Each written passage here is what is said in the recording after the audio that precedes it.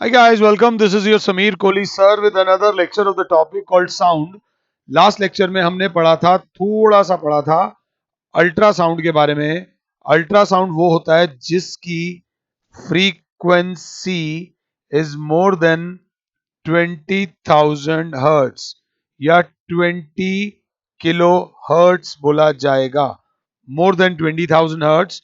और इसको समझने के लिए मैं अभी भी कहूंगा, एक कॉइन लो, उसके ऊपर एक शीट ऑफ पेपर रखो और ऐसे ऐसे करके उसमें पेज पे ये करके पेंसिल से करो तो आपको इस कॉइन की पूरी इमेज नजर आ जाएगी। एक्सपेरिमेंट आपने बचपन में किया हुआ है, उसी प्रोसेस पे काम करता है अल्ट्रासाउंड।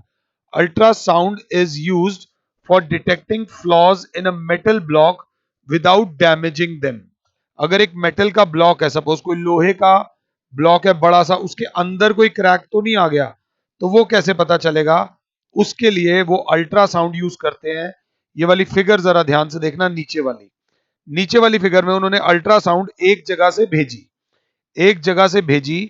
यहां से भेजी और दूसरी जगह पर रिसीव करी। और देखा जितनी भेजी सीधी की सीधी सारी रिसीव हो गई, मतलब कोई भी डिफेक्ट नहीं है। मगर एक दूसरे वाला ब्लॉक जिसमें डिफेक्ट था, ये आप देख सकते हो, ये रहा डिफेक्ट। अगर ध्यान से देखो तो ये यहां पर डिफेक्ट है।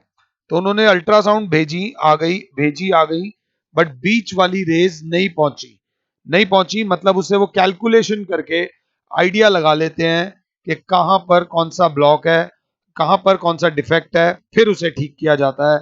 ये पॉइंट जरा जो मैंने हाईलाइट करे हैं, एक बार आप लिख लीजिएगा। Ultrasound is used in industry to clean hard to reach parts. जहां पर कोई नहीं पहुंच सकता, वहां पर अल्ट्रासाउंड वेव्स पहुंच जाती हैं। सपोज ऐसे पार्ट्स होते हैं मशीन के, तो इसके अंदर आराम से ultrasound sonic rays multiple reflection of sound की प्रोसेस से पहुंचकर उनको साफ कर देती हैं। Ultrasound is use to investigate internal body organs. मैंने लास्ट लेक्चर में भी बताया, लिवर में, गॉल ब्लैडर में, पैनक्रियाज में, किडनी में, यूट्रस में एंड इवन हार्ट में। अगर कहीं कोई ब्लॉकेज है, कोई दिक्कत है, या कुछ अड़ रहा है, या कोई ऑर्गन बढ़ गया है अंदर ही अंदर, तो उस सब के लिए यूज करते हैं हम अल्ट्रासाउंड को। Ultrasound is use to monitor the development of foetus. बच्चा पैदा होने से पहले 9 महीने मां के पेट में रहता है। उस 9 महीने में बच्चे की डेवलपमेंट, कुछ कुछ टाइम बाद जो प्रेग्नेंट लेडीज होती हैं उनका अल्ट्रासाउंड होता है, ये देखने के लिए कि बच्चे की डेवलपमेंट सही हो रही है या नहीं हो रही है। अगर कोई गड़बड़ हो तो अल्ट्रासाउंड की मदद से हम तभी के तभी कोई एक्शन ले सकते हैं। Ultrasound is used to break kidney stones. Operations जो होते हैं किडनी के, अल्ट्रासाउंड से बार बार अल्ट्रासाउंड मार के किडनी की जो पथरी होती है उसको छोटा कर दिया जाता है, फिर वो यूरिन के रास्ते बाहर निकल जाती है। Ultrasound is used in sonar to measure the depth of the sea. आओ तुम्हें टाइटैनिक की सैर कराएं। हमारा ये एक शिप है जिसमें, जो कि ओशियन में है। अब ये ओशियन कितना गहरा है ये कैसे पता चलेगा? अब ये ओशियन कितना गहरा है, इसके लिए हमारे पास speed of sound in water है, जो हमें पता है 1500 मीटर्स पर सेकेंड है। हमने यहां से एक हेलो भेजा जो कि बॉटम ऑफ द सी तक गया, टकरा कर वापस आया, साउंड रिफ्लेक्ट करता है और टाइम लिया 3 सेकेंड्स का।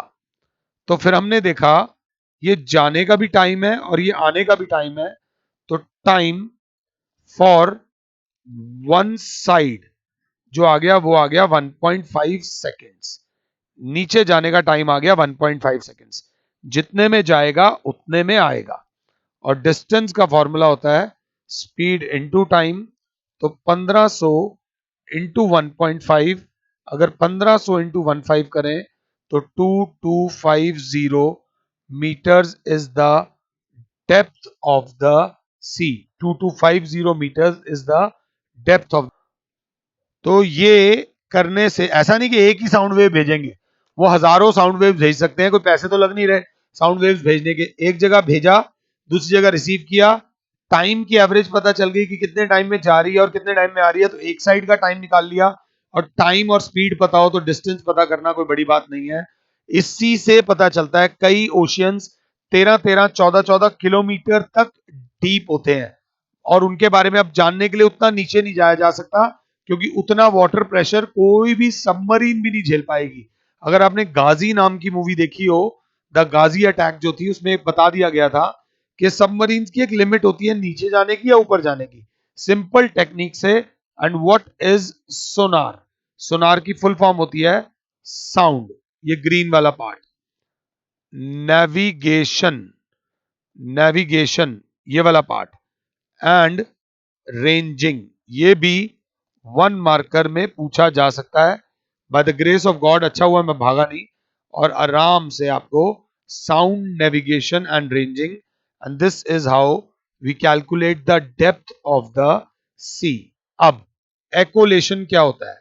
बैट्स, बैट्स को दिखने में दिक्कत होती है तो बैट अपने मुंह से आवाज निकालते हैं, आवाज टकरा कर उनके कानों तक आती है, वो टाइम कैलकुलेट करते हैं, उन्हें स्पीड का आइडिया होता है जिससे वो डिस्टेंस निकाल लेते हैं एक एवरेज अपने तजुर्बे से, और उन्हें आइडिया लग जाता है इतनी दूर पर एक मक्खी मच्छर है जिसे खाकर मैं अपना पेट भर सकता हूं।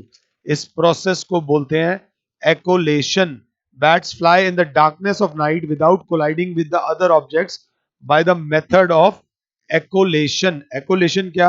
They know कि sound टकरा कर आएगा, ये बात याद रख लेना। This is a very very important thing.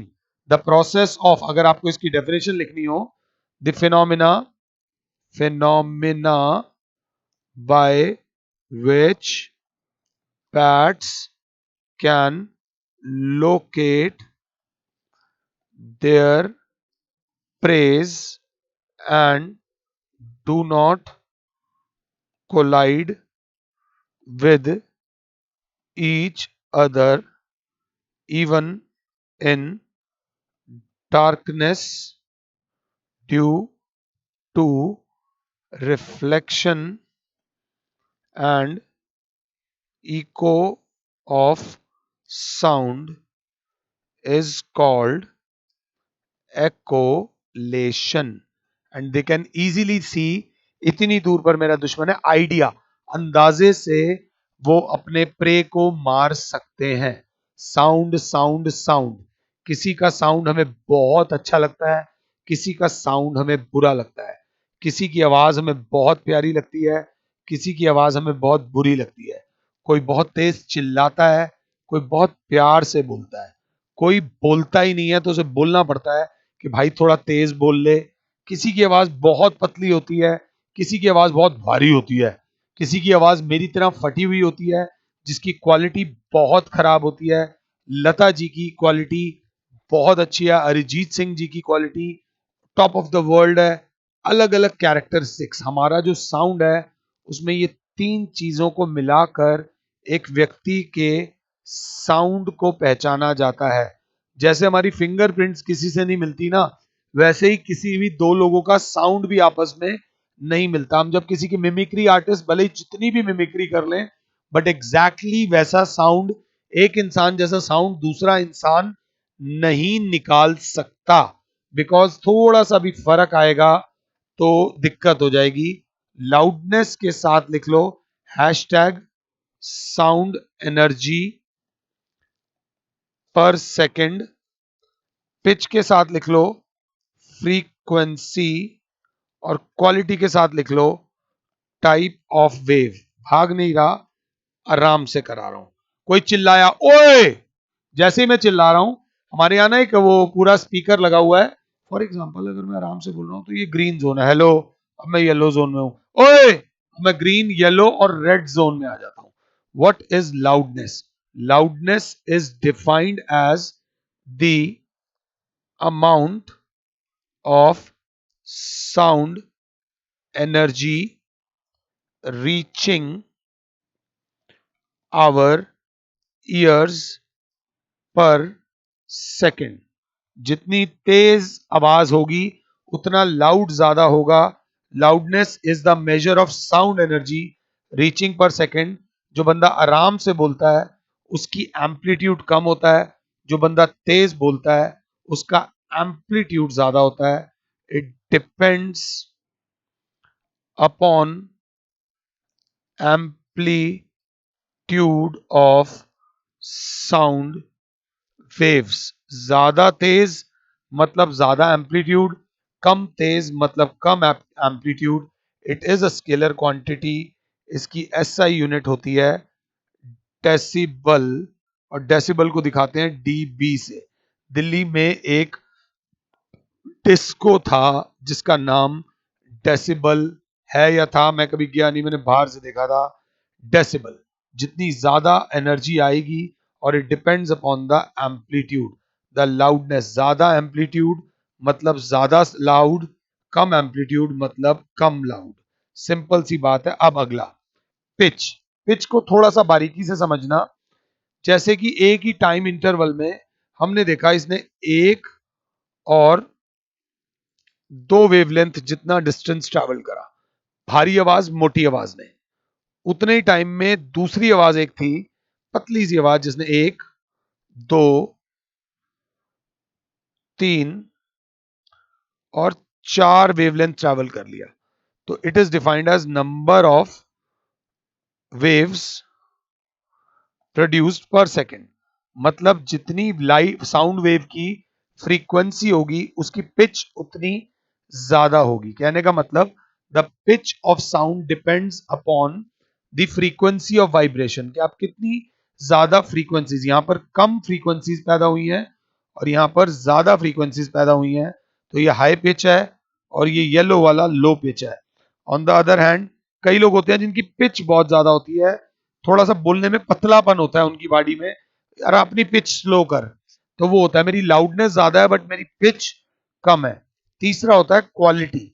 जब भी हम बोलते हैं तो ऑब्वियसली साउंड वेव्स बनेंगी, बट कैसी साउंड वेव्स बन रही है, वेव्स किस प्रकार की बन रही हैं, दैट डिपेंड्स, दैट डिसाइड्स कि आपकी साउंड की क्वालिटी क्या है। आपके साउंड की क्वालिटी इज डिफाइंड बाय कि आपने कैसी वेव प्रोड्यूस करी है। अलग अलग साउंड प्रोड्यूसिंग ऑब्जेक्ट्स की वजह से साउंड वेव्स अलग अलग तरीके की पैदा होती हैं। It depends upon the type of wave, it depends upon the type of wave produced by sound producing object, by sound producing object. ये बात थोड़ा सा ध्यान से देख लीजिएगा। इसके बाद अगर हम आगे चलें तो हम अब आप पढ़ेंगे सबसे पहले ह्यूमन ईयर। अब तक बात हो रही थी साउंड प्रोड्यूसिंग की, अब बात होगी साउंड जिसके अंदर जाता है और जो साउंड को समझता है। बॉडी का वो ऑर्गन जो साउंड को पहचान सकता है और समझ सकता है साउंड्स को, और डिसाइड कर सकता है कि किस साउंड का मीनिंग है और किस साउंड का मीनिंग नहीं है, उसको बोलते हैं ह्यूमन ईयर। मुझे आराम से पॉज कर दीजिए और सबसे पहले ये डायग्राम बनाइए, ये डायग्राम बनाइए, उसके बाद बातें शुरू होंगी। अगर डायग्राम बनाए बगैर ह्यूमन ईयर समझना चाहोगे तो गड़बड़ हो जाएगी, कंफर्टेबली समझ नहीं पाओगे। ह्यूमन ईयर के तीन क्लासेस होती हैं, आउटर ईयर, मिडल ईयर और इनर ईयर। अगर आप क्रिकेट खेलते हो तो एक होता है top order batsman, middle order batsman और एक लोअर ऑर्डर बैट्समैन। सबसे पहला आउटर बैट्समैन जो होता है उसे बोलते हैं पिन्ना। ये जो ये बाहर लटक रहा है, आमिर खान का ये पिन्ना बड़ा है, इसको बोलते हैं पिन्ना। और इसकी बॉडी इस तरीके से होता है कि जो भी साउंड आए घूमकर कान के अंदर चला जाए। इसकी खास बात ये होती है साउंड को कैच करना। अगर आपका पिन्ना बड़ा है तो आप ज्यादा साउंड कैच कर पाओगे। उसके बाद आती है आपका पिन्ना के बाद आता है ईयर कैनाल, एक लंबी सी ट्यूब जो साउंड को अंदर तक लेके जाती है, that is called ear canal. यहां पर जैसे तबले की स्किन होती है वैसे ही एक तीसरी चीज होती है, that is called ear drum. जो भी आपने साउंड पैदा किया है वो साउंड ढप ढप करके या वाइब्रेट करता है। ये जो तीनों पोर्शंस हैं, ये तीनों पोर्शंस हमारे आउटर ईयर के पोर्शन है। अब आउटर ईयर के बाद आता है चौथा team member, that is called, middle ear के अंदर हम आ जाएंगे, दैट इज कॉल्ड हैमर। सबसे पहले आता है हैमर। ये बोन होती है, 3 बोन्स होती हैं, ये वाली बोन हैमर। फिर दूसरी बोन जो होती है वो होती है एनविल, और जो फिर तीसरी बोन है that is called STIRRUP, that is called stirrup. Stirrup, और यहां से खाली ट्यूब निकलती है, ये थोड़ी सी हवा निकलने के लिए, क्योंकि वो वाइब्रेशन से वैक्यूम ना क्रिएट हो जाए, इसको स्टैशियन ट्यूब बोलते हैं। और ये 3 बना लेते हैं हमारा मिडल ऑर्डर बैट्समैन, मतलब मिडल ईयर। उसके बाद यहां पर आती है एक Oval window. Oval window sound को रिसीव करती है इन तीनों से। ओवल विंडो, ओवल विंडो के बाद ये जाता है कॉकिला, ये जो ऐसे जा रहा है कॉकिला बोलते हैं, COCHLEA। कॉकिला के बाद जो 9th पार्ट है, ये नर्व्स होती हैं जो ब्रेन तक जाती हैं। हमारी बॉडी का हर पोर्शन ब्रेन से कनेक्टेड है। ऑडिटरी नर्व्स ब्रेन तक साउंड को लेके जाती हैं, और फिर ब्रेन डिसाइड करता है इस साउंड का मीनिंग क्या है। ये हमारी बॉडी का इनर ईयर का पार्ट है। अगर आप देखो तो बड़ी सिंपल सी बात है। सबसे पहले साउंड को रिसीव करता है पिन्ना, पिन्ना पास करता है ईयर कैनाल को, ईयर कैनाल पास करता है ईयर ड्रम को, जो वाइब्रेशन प्रोड्यूस करता है। ईयर ड्रम से वो vibration 3 set of bones hammer तक जाती है, हैमर ट्रांसफर करता है एनविल को, एनविल से साउंड जाता है स्टिरअप तक। स्टिरअप के बाद वो साउंड पहुंचता है ओवल विंडो में। ओवल विंडो में जब वो साउंड पहुंचता है तो ओवल विंडो वो पास करती है कॉकिला को, और कॉकिला से वो ऑडिटरी नर्व्स तक जाता है, और ऑडिटरी नर्व्स के बाद वो साउंड हमारे ब्रेन तक जाता है। और फिर ब्रेन एनालाइज करता है कि सामने वाले ने क्या बोला और उसका क्या मतलब था। सिंपल सी बात है। ये कंस्ट्रक्शन वाला पार्ट एक बार पॉइंट वाइज लिख लोगे। This is the outer most part of the year. Outer most part, it collects all sound waves. और जितना ये बड़ा होगा, ये पूरा का पूरा पैराग्राफ आप लोग लिखेंगे। इसके बाद आता है वर्किंग ऑफ ह्यूमन ईयर, जो मैं आपको बता चुका हूं, जिसमें कहीं जाने की जरूरत नहीं। The sound waves coming from are collected by pinna, the sound waves are collected by pinna of outer ear. थोड़ा सा complicated. These sound waves pass through ear canal, number 2। fall on the eardrum, number 3। The sound wave consists of compression and rarefaction, and when compression and rarefactions sound wave strikes the eardrum, ये number 3 हो गया। The pressure on the outside of eardrum increases and pushes the eardrum inwards, और जैसे ही eardrum inwards जाता है तो sound wave जो वहां से जाती है वो जाती है हैमर के पास, हैमर से जाती है एनविल के पास, एनविल से जाती है स्टिरअप के पास, स्टिरअप से जाती है ओवल विंडो में। ये सारा का सारा वर्किंग आप लोग कृपया करके एक बार ढंग से लिख लीजिएगा।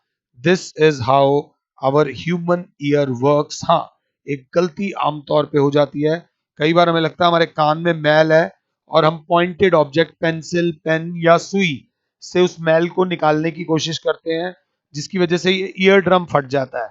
ढोलक में एक हल्का सा छेद अगर आपने कर दिया, फिर वो ढोलक किसी काम की नहीं रहती, क्योंकि वो ढंग से वाइब्रेट नहीं हो पाती।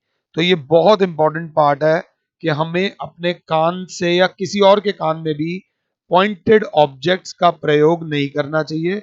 एक बार ईयर ड्रम फट गया, या सपोज कोई कान पे थप्पड़ मार दे, कान पे थप्पड़ पड़ने से भी ईयर ड्रम फट सकता है। इसीलिए बोला जाता है कि कान पे थप्पड़ ना मारा जाए। ये करने के बाद कंसेप्ट वाइज हमारा ह्यूमन ईयर और 9th क्लास की फिजिक्स, ह्यूमन ईयर और 9th क्लास की फिजिक्स यहीं पे खत्म होती है फिलहाल के लिए। और Sameer sir is saying you good bye.